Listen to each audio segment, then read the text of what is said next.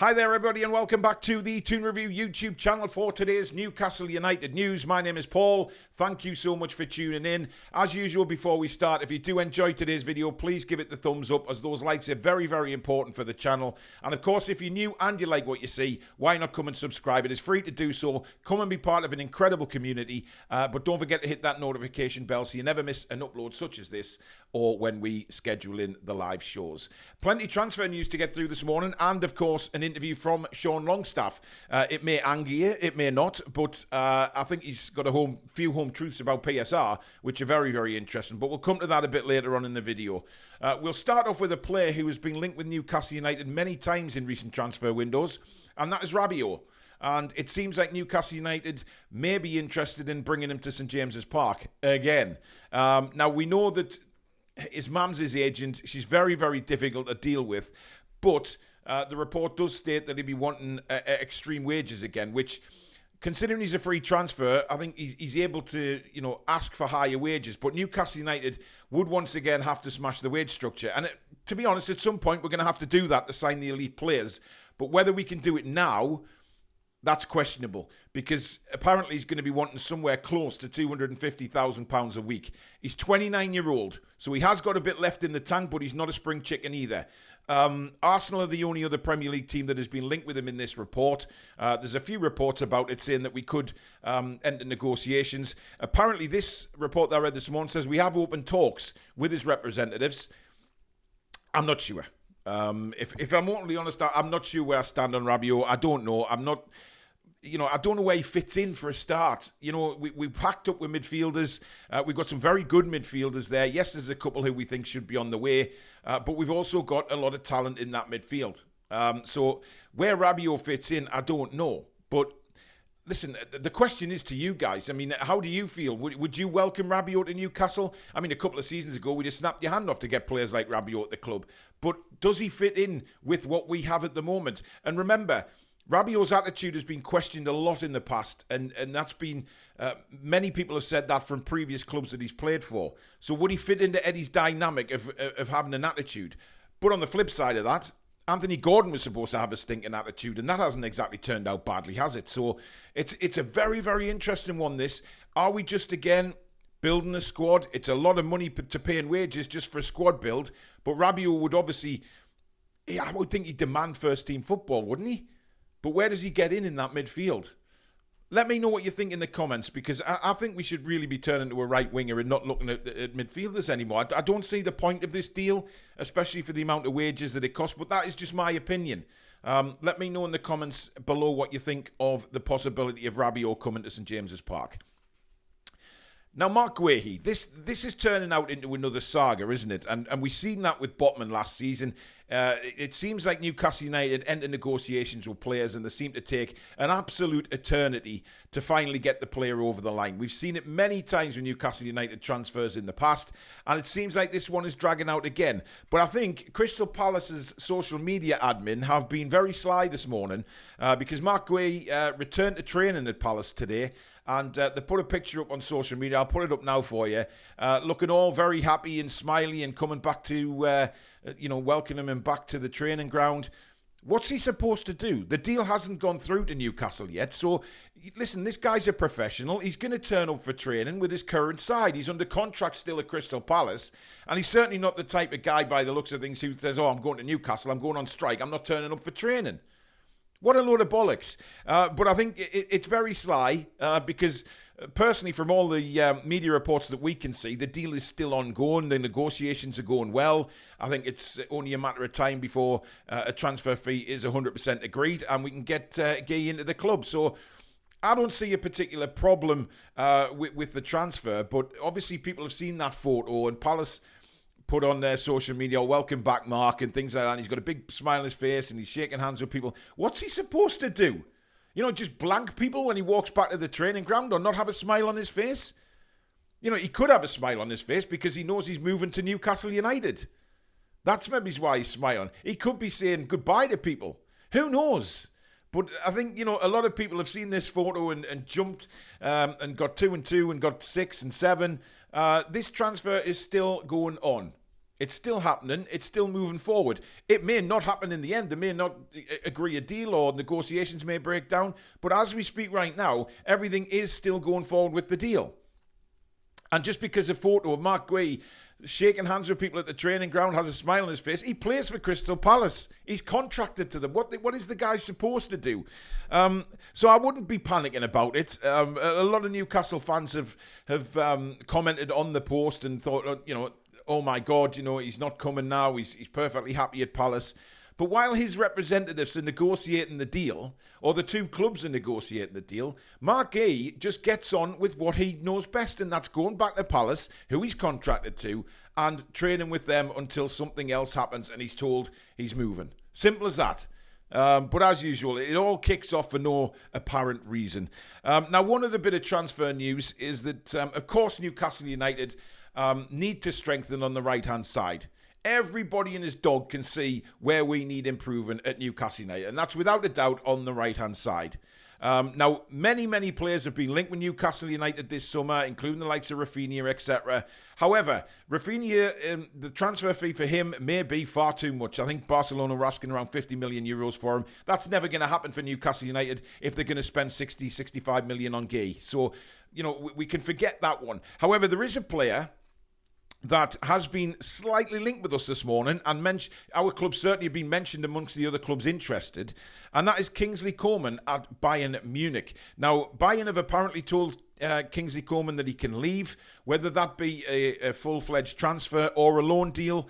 They're open to letting him go, and they're also, if it is a transfer, they're willing to letting him go on a very, very small fee. Now, the problem is, guess what? Injuries. He had a bad time of injuries last season, which has probably knocked his transfer fee down a little bit, and why Bayern aren't that confident in him staying at the club. They're willing to let him go, of course. But listen, would it be a risk if we got Coman on loan with a view to Bayern? Because if he does come in, yes, he's had his injury problems last season. That seems to be the fall with Newcastle United. It just happens, doesn't it? Every player that we link to seems to have bloody injury problems, and we have to get on with it. However, Coman is a brilliant footballer, really good, and he's won numerous championships and trophies with Bayern Munich over the years. And I think it's a no-risk situation if we go in and offer a small loan fee, get him in on loan with an option to buy, and then we're not really taking a huge risk. If we go for a full transfer and then he staggers with injuries again, yeah, maybe we have a problem there. But coming in on loan is a very different thing with a view to Bayern, because we can actually put him in the side and hopefully he doesn't get, injuries aren't a factor, and he plays wonderfully for us, because we need somebody on that right-hand side. And Coman, for me, is a fabulous addition if we could get him. I know that, people aren't happy with me. Well, the Miggy happy clappers aren't happy with me badgering him all the time, but we know he's not good enough, and that we need to strengthen on the right-hand side. We need support there for Jacob Murphy, who at the moment is our number one right winger, in my opinion, certainly ahead of Miggy. But if we got Coman in, obviously he'd be first choice. But it's whether he could stay fit. And that seems to be the problem with all the links with Newcastle United and all the players who want to come to us. The likes of Neto at Wolves, of course, he's got a horrendous injury record. Chiesa's got a horrendous record. All the players that we seem to be linked with on that right-hand side do seem to have injury problems. It's just a fact of life, guys. And I think we as Newcastle United fans just have to get used to that. Whoever we look at, they will have injury issues. However, is it a big risk going in for a loan deal for Coman? What do you reckon? Because I think it would be a fabulous signing. He's definitely a player to get bums off seats. And he's very pacey. He's good on the ball. And like I say, massively experienced. And he's a winner. He's won various championships with Bayern, as I say, and other things. He is a winner. So let me know what you think in the comments. Finally, Sean Longstaff. Now, obviously, Sean Longstaff has taken a lot of flack from Newcastle United fans, including myself on this channel. But you get what you get on this channel. You get perfect honesty. It's nothing against the players personally. But if we think players aren't good enough, we will damn well say so. What's the point of being a fan channel if you can't be honest and say whether players are good enough or not? You might not agree, but that's fine. Everybody has an opinion. But for me, Sean Longstaff, well, I don't see where he gets in the side on a regular basis this season. I think he's very much a squad member with Tonali coming back. However, he has done an interview Regarding sort of the PSR stuff over the summer and the criticism that he's received. Now, we'll start off with the PSR issue. He did actually fear that he would be one of the people to be sold in the summer. He thought that, that the players, his exact words were, "We're not stupid. We knew there was PSR issues and we needed to sell." So he was very worried. Obviously, been at Newcastle United all his life, he thought that his time might be up because Newcastle United could probably get a decent fee for him to cover the PSR regulations and get away with it. We aren't Manchester United. We can't cheat our way through. We have to do things properly, of course, being Newcastle United. So Sean thought he was on his way out. And when the fact of the matter came along and Elliot Anderson went, there was a lot of sadness within the Newcastle United squad, said Sean. Very gutted that Elliot left. He was a very popular guy in training and around the dressing room with some of the younger lads as well. And he said, just walked in one day, found out he was sold. And Sean says he just gave him a hug and wished him well. And we all wish Elliot Anderson well, of course. He's given all to the club when he's been. He's come through as a kid. But unfortunately, due to PSR, like I say, we can't cheat our way through like those scumbags in Manchester. But we have to do things properly, and we did do things properly. Now, on the criticism side of things, Sean says they're aware of it, but he thinks that the likes of Dan Burn himself, because they're Geordies, they are in for more scrutiny from the fans. Now, I don't necessarily agree with Sean here. I think we expect from whatever player, whether the Geordies or whether the foreign players or English players, I don't care, as long as they are good enough to pull on that black and white shirt and perform. I don't think Sean Longstaff has performed very well for Newcastle United for quite some time now. He's had the odd good game, but do I think he's at the standard that he needs to be to play with the players like Joe Linton, like Bruno, like Tonali? No, I don't. I don't think he's that level. In fact, I think the Miley brothers are stepping up to the plate as well, which may be very difficult. And of course, Joe Willock's there as well. And I think he's ahead of Sean Longstaff. So I think Sean has got a lot of difficulty coming up this season because I don't know where he plays a part.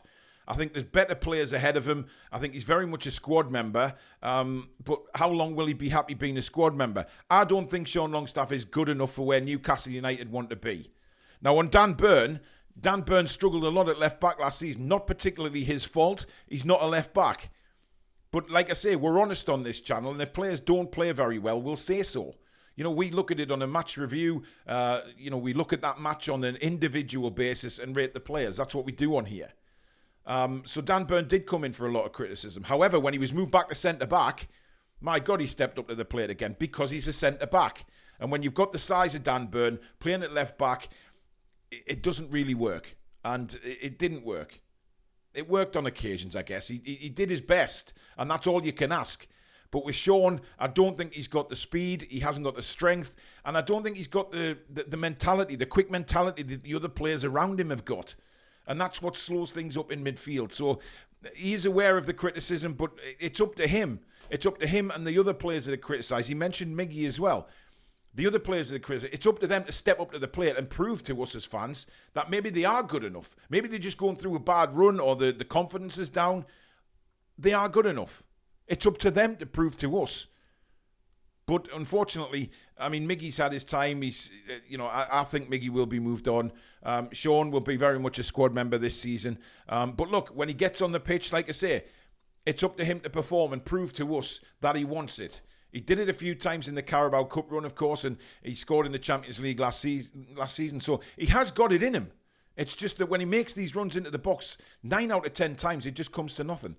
But he's got some intelligence there to make the runs into the box. So let's just hope that if he is a squad member next season, that he steps up to the plate when he comes on. But it's very interesting that, the talk about the PSR, knowing that the players were very aware of it.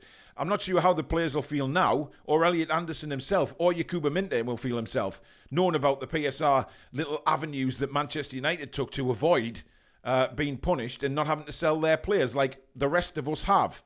Because that is still boiling my piss, guys. And if you want my true rant about it, look at the live show last night. You will see it.